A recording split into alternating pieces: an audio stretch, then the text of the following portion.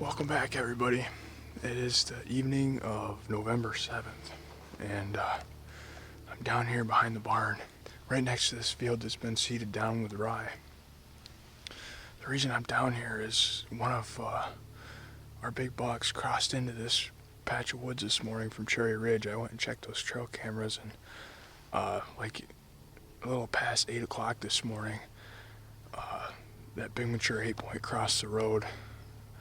This is a deer that we've had on the farm for pretty much all year. It's definitely a mature buck. It's nothing like huge or special, really. It's just a big mature buck. I have him coming through here during daylight, so I know this is a spot he likes to frequent. And I know he's in this block of woods right now, unless he's already crossed out. I don't know. But that's definitely a deer I'll shoot if I get an opportunity at him. And there's a ancient nanny doe that's in this woods too that I'm gonna shoot if she comes anywhere near me. I've watched this doe for years. She's really identifiable, and she's gonna get it this year. I'm saving a doe tag just for that doe. But it's pretty warm. We have wind coming pretty much out of the southwest. Or we're gonna hang tight and see what we see. Oh, I got a really fresh scrape right down here below me that's been tore up just recently.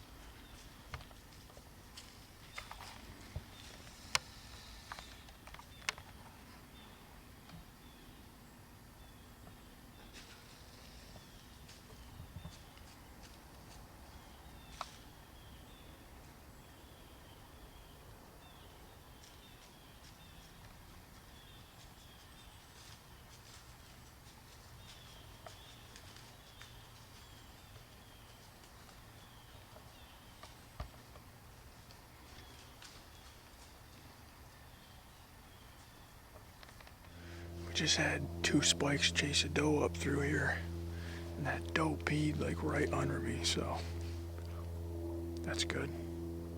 I put a bunch of Wyoming County doe and heat urine out right when I got here, and now we got the real thing right next to me, so it's smelling right in here for one of these big guys to come out. Those little spikes were grunting and chasing, carrying on, making all kinds of noise, sparring a little bit. It's a good start.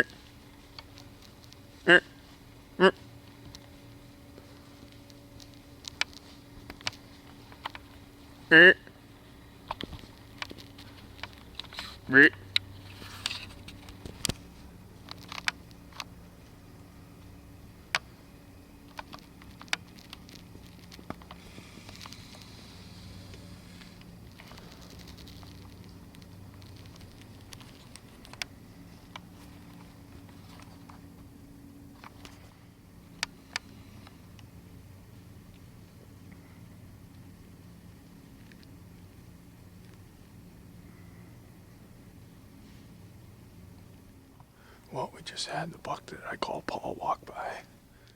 Really disappointing though. His growth from last year to this year, he just didn't grow much. He looks exactly the same, pretty much. Big body on him though. It's a nice buck, just not what.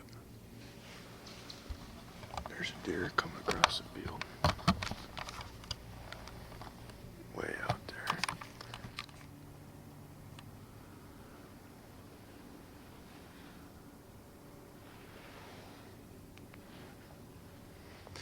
Looks like the deer that was crossing the road out there looked to be a doe or a little buck. But that buck right there that just walked by, I actually have sheds off him for the last 2 years. There's another deer that just crossed.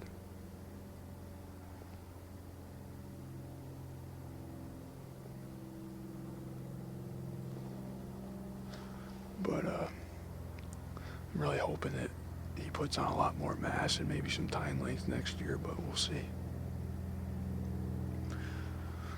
I've got tons and tons of really good trail cam video of him hitting a scrape in Cherry Ridge and hitting a scrape right over here in front of where I'm sitting now. Actually, I hear him on that scrape. He walked about 15 yards from me right through this corner. Maybe next year he'll be one we want, but we gotta give him another year, it looks like.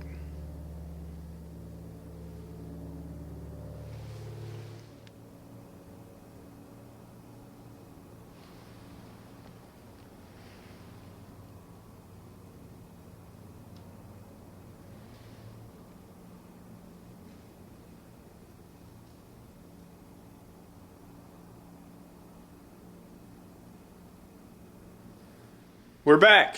I ended up seeing 3 bucks, those 2 little ones, and then that buck that I call Paul, and that one doe that was getting chased by those 2 little bucks. But it's amazing. So I checked all the trail cameras, around the farm today during the midday, and the amount of traveling that buck is doing is crazy. I have him at what we call our gas well piece. I have him behind the house.